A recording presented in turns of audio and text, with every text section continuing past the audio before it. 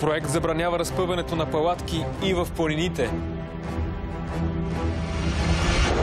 2 жени и 5-годишно дете загинаха при пожар в столицата. Каква е причината за огъня? Предупреждение за порой в 17 области утре. България изпрати помощ за мигрантите в Идомени.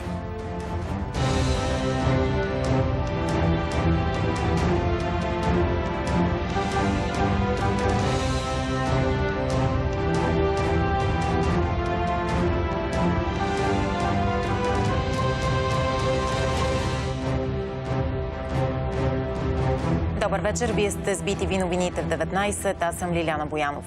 Добър вечер в събота, 12 март. Аз съм Иван Георгиев. В планината валежите донесоха сняг, а с това и удължаване на ски сезона. Тази сутрин десетки любители се възползваха от слънчевото време на Витоша. Образуваната през седмицата нова снежна покривка позволи провеждането на екстремно състезание по ски свободен стил на необработен терен, в което се включиха малки и големи. Скиорите се радват и на предстоящото застудяване, което ще позволи сезонът да продължи и в началото на астрономическата пролет.